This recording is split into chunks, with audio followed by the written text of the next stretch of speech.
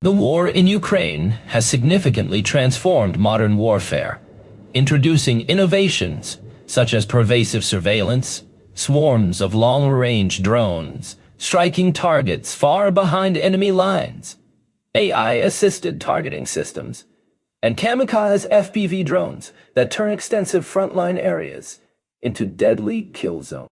These technological advancements have compelled militaries worldwide to not only revise their doctrines and combat strategies, but also to accelerate the development and procurement of new equipment tailored to counter these emergent threats. As a direct consequence, many once celebrated weapons systems have been rendered obsolete or severely disadvantaged, especially on the Russian side, where legacy platforms struggled to adapt to the rapidly evolving battlefield conditions. The most recent and striking example is one of Russia's rarest, costliest, and most heavily armored vehicles, the BMO-T heavy armored personnel carrier. Reports from the front line suggest that Ukraine's forces have effectively neutralized and eliminated this unique vehicle from active combat, much to the frustration and strategic concern of President Vladimir Putin and the Russian military command. The BMO-T was distinctive in modern warfare due to its specialized role, essentially functioning as a heavy armored flamethrower carrier, designed specifically to transport and support thermobaric rocket teams, units euphemistically referred to as flamethrowers within the Russian military hierarchy. Although several Western armored vehicles provide comparable or even superior protection and mobility, no Western military has deployed an armored vehicle dedicated exclusively to thermobaric operations, largely due to differing military doctrines and operational priorities between Russia and NATO forces.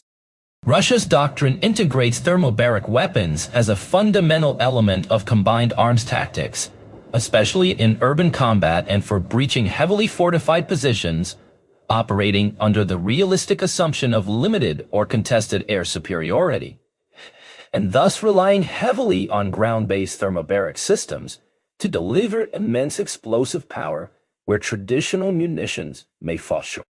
Conversely, while the US and other NATO countries extensively used flame-producing weapons in past conflicts, such as traditional flamethrowers in World War II, napalm in Vietnam, and incendiary devices in various counterinsurgency operations, they now regard thermobaric weapons primarily as specialized tools for niche applications rather than core assets shaping overall battlefield.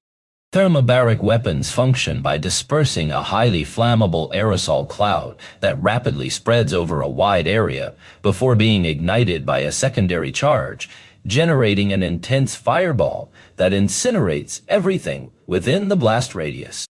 This rapid combustion creates a powerful pressure wave as surrounding air rushes in to fill the vacuum, capable of demolishing entire structures, collapsing underground bunkers, and killing all personnel inside due to both the heat and the overpressure effects. Both NATO and Russia possess thermobaric weapons, but their usage differs significantly. Russia employs them systematically for area denial, psychological impact, and attrition in urban and defensive contexts, while Western forces use them more selectively and with precision, targeting criteria to minimize collateral damage and collateral casualties. The U.S. primarily deploys thermobaric weapons like the air-dropped Blue 82 Daisy Cutter and thermobaric Hellfire missiles for targeted strikes against caves, tunnel complexes, and isolated strongholds where the pressure wave is most effective. In contrast, Russia fields specialized flame weapon units integrated into its maneuver brigades. According to a 2021 U.S. Army Foreign Military Studies Office report, Russia maintains dedicated thermobaric squads and platoons within the nuclear, biological, and chemical (NBC) companies of its maneuver brigades, while company-sized thermobaric units are restricted to flamethrower battalions embedded in the NBC. Defense regiments of combined armies, tank armies, and oil. A typical Russian flamethrower battalion is designed for versatility and firepower, with 2 companies using shoulder-launched light flamethrowers for close-range infantry use, and one company equipped with vehicle-mounted heavy flamethrowers for sustained flame attacks from armored platforms. Central to the heavy company is the BMO-T, Flamethrower Combat Vehicle. Heavy, an armored vehicle based on the T-72B main battle tank chassis, which offers secure transport and potent fire support for flamethrower infantry in high-risk scenarios, like urban warfare and fortified defensive positions. This design leverages the T-72B's mobility, armor, and survivability while addressing post-Soviet financial constraints by repurposing existing tank stockpiles rather than developing new vehicles from scratch. With around 18,000 T-72s produced since the 1970s, many nearing obsolescence, their robust chassis were ideal for conversion into specialized roles within the Russian military's evolving doctrine, emphasizing combined arms and mechanized infantry tactics. While earlier conversions like the BTRT faced issues like limited capacity and armor, leading to their discontinuation and providing valuable lessons that inform the development of the BMO-T. The BMO-T, entering service by the early 2000s, was tailored to safely carry flamethrower troops and thermobaric weapons, modifying the T-72's upper structure to include reinforced troop compartments that provide enhanced protection against small arms fire, shrapnel, and incendiary threats, while retaining the original engine, transmission, and running gear to maximize reliability and measuring about 7.3 meters long, 3.8 meters wide, and 2.25 meters high, it weighs just under 44 tons and carries 2 crew plus 7 infantry, enabling it to transport a full flamethrower squad into the most dangerous combat zones.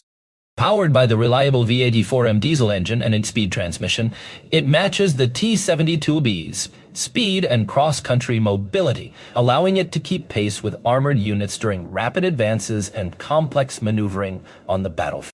This combination makes the BMO-T an effective platform for deploying flamethrower troops, enhancing the tactical flexibility and firepower of Russian mechanized infantry by providing direct flame support that can suppress enemy fortifications, clear bunkers, and neutralize personnel in entrenched positions where conventional weapons might be less effective.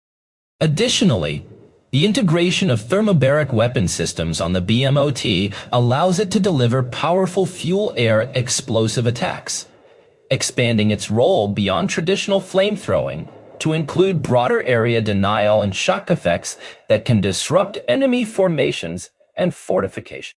The vehicle's armor, while not as heavy as a main battle tank's turret, is optimized to protect against anti-tank weapons commonly encountered in urban and close-quarter engagements, balancing protection with the ability to maneuver in constricted environments and maintain operational tempo. The BMO-T's deployment within flamethrower battalions reflects a tactical evolution in Russian mechanized infantry doctrine, emphasizing the use of specialized vehicles to support infantry operations with a combination of firepower, mobility, and protection, thereby increasing the overall combat effectiveness of units operating in complex and heavily defended environments. Its continued use demonstrates the ongoing importance of flamethrower capabilities as part of Russia's combined arms arsenal, particularly in scenarios where rapid suppression and destruction of enemy personnel and fortifications are critical to mission success. The BMO-T can reach speeds of over 37 miles per hour on paved roads and nearly 25 miles per hour off-road. However, it inherits the problematic T-72 transmission, which means it suffers from the same poor reverse speed issues that have troubled the tank for decades. While the BMO-T only underwent minor mechanical modifications, significant changes were made to the vehicle's upper structure to accommodate 7 infantrymen and their weapons. Internal components such as fuel tanks were relocated to the upper sections of the vehicle's sides, positioned between the crew compartment and the side armor. To improve combat functionality, Two additional partially protected hatches were installed to serve as firing positions for the passengers, along with extra vision devices embedded on each side of the roof, providing some situational awareness. The rear section of the roof features armored hatches that can be swung upward to facilitate easier mounting and dismounting. Towards the rear of the chassis, multiple storage bins were mounted on each side. These not only increase storage capacity but also provide partial cover for troops when mounting or dismounting. Because the BMO-T retains the original engine compartment of the T-72, passengers must climb down from the engine deck when dismounting, exposing themselves to potential danger. The additional bins offer some protection, and a spring-loaded pedestal at the back makes climbing up and down less hazardous and cumbersome. This feature is especially welcomed by the infantrymen being transported, given the limited firepower on the BMO-T itself. Russia appears to have prioritized troop and weapon transport capacity over heavier armament, resulting in a vehicle that seems surprisingly underarmed compared to most of its counterparts. These kinds of detailed insights and analyses are what you can expect from all our videos here on the Military Show. If you want to understand the real story behind the headlines, be sure to subscribe to the channel. You won't regret it. The BMO-2's lack of weaponry is quite apparent.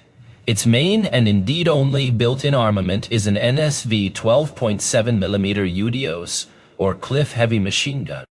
Named after its designers Nikitin, Sokolov and Volkov, the NSV was first deployed during the Soviet invasion of Afghanistan in the late 1970s, where it proved to be reliable and effective against infantry and lightly armored vehicles due to its ability to fire both armor-piercing and fragmentation rounds. Later, a variant called the NSVT was developed specifically for armored vehicles and was fitted to virtually all Soviet main battle tanks, armored personnel carriers, and self-propelled artillery, including the T-72 Baidara. Given this history, replacing it with a new weapon on the BMO-T made little sense. On the BMO-T, the commander operates the NSVT by opening the cupola hatch and standing on the edge of his seat to reach the machine gun controls, which is hardly an ideal setup. While the gun can be rotated independently from the commander's cupola, the traverse mechanism is manual, making operation difficult, especially when the vehicle is on a slope. Initially, the BMO-T was supposed to feature remote controls for operating the NSVT from inside the vehicle, but this feature was abandoned in the production model, likely due to budget limitations.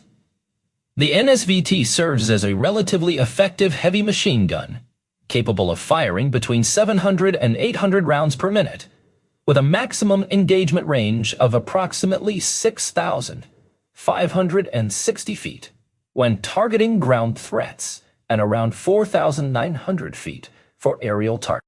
However, its effectiveness diminishes significantly against heavily armored vehicles such as heavy armored personnel carriers, APCs, infantry fighting vehicles, IFVs, or tanks, as it simply cannot penetrate thicker armor. Apart from the shoulder-mounted flamethrowers carried by the infantry passengers, the BMO-T lacks any additional offensive armaments.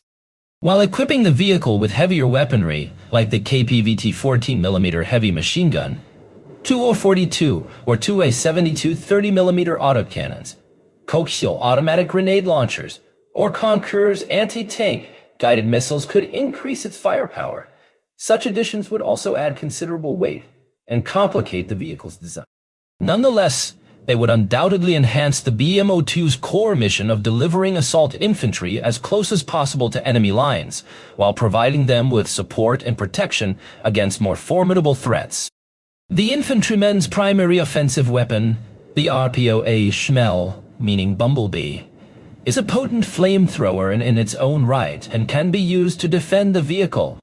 Developed in the 1970s and entering service in the late 1980s, the RPOA was a significant improvement over the earlier LPO-50 flamethrowers. More safer and more effective at delivering incendiary attacks. Its 93mm caliber rounds, produce a blast radius of about 164 feet in open areas and up to 262 feet in enclosed spaces, with an effective reach exceeding 1,300 feet. However, due to the rocket's backblast and the absence of a firing port in the BMO, firing the RPO from inside the vehicle is impossible without endangering the crew and passengers with severe burns.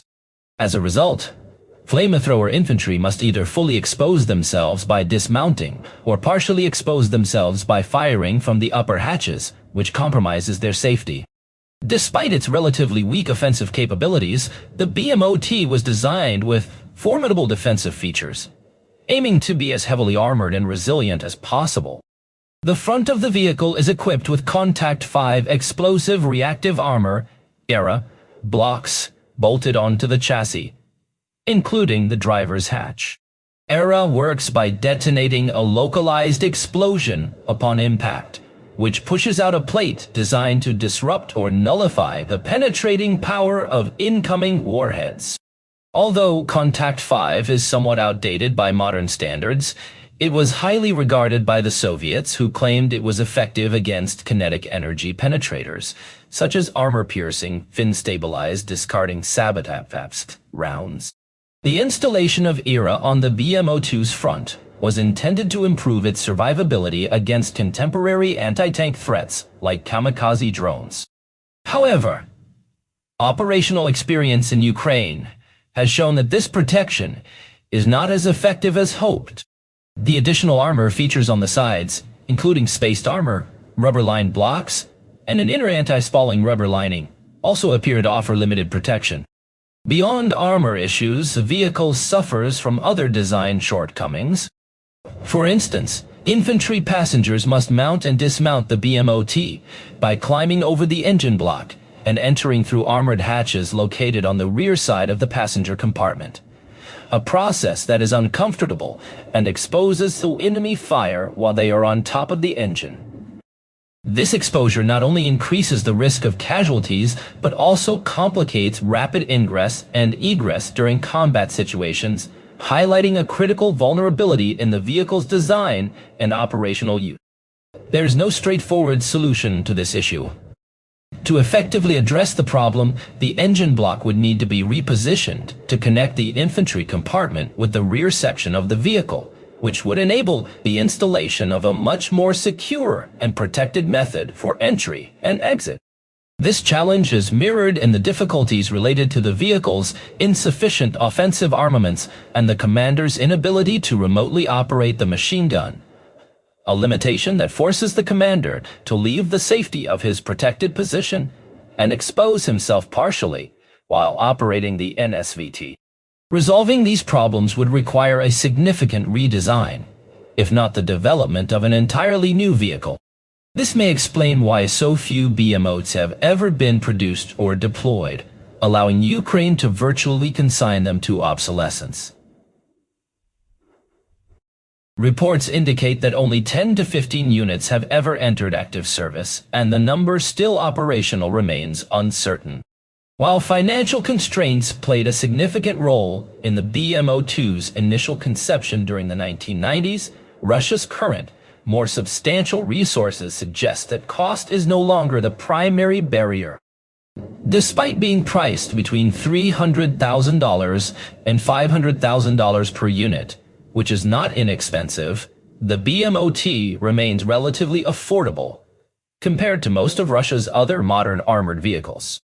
For instance, Russia's main battle tanks, deployed in Ukraine, the T-19 Proryev and the upgraded T-70 Top 3, have estimated costs of $4 to $5 million and $2 to $3 million to $3 each, respectively.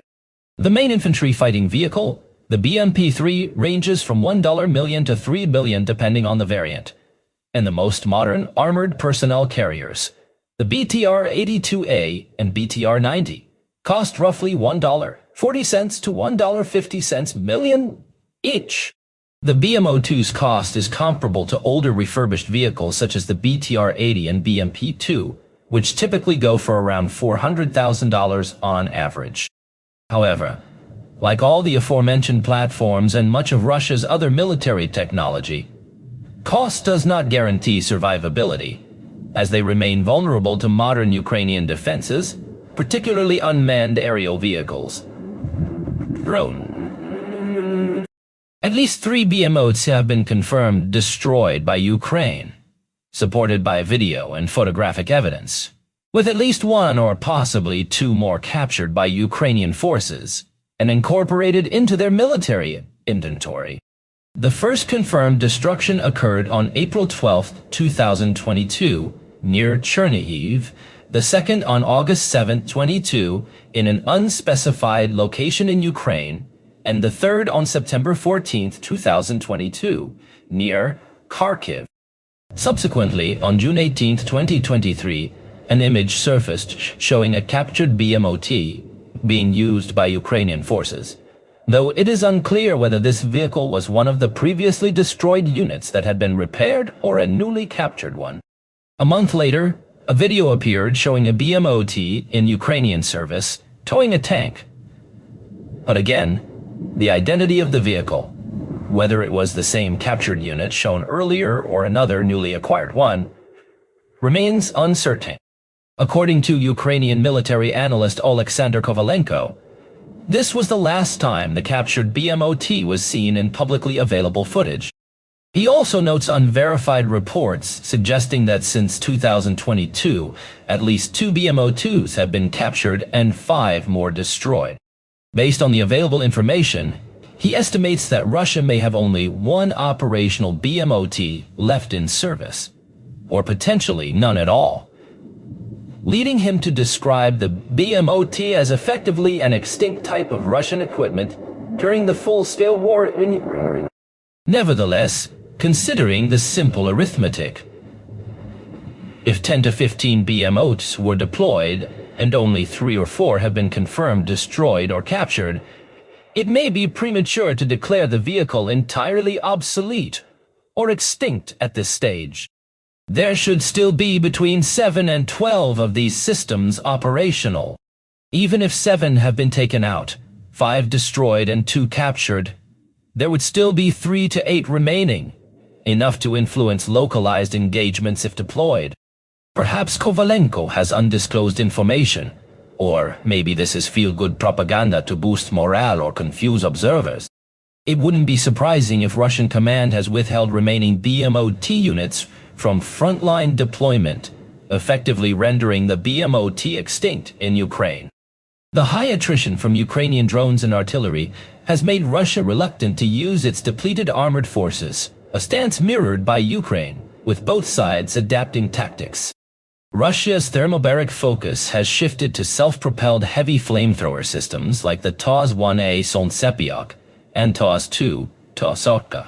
The TOS-1A, based on a T-72B chassis, launches 24 thermobaric rockets with a 3.7-mile range, while the wheeled TOS-2 fires 18 missiles with reportedly greater range.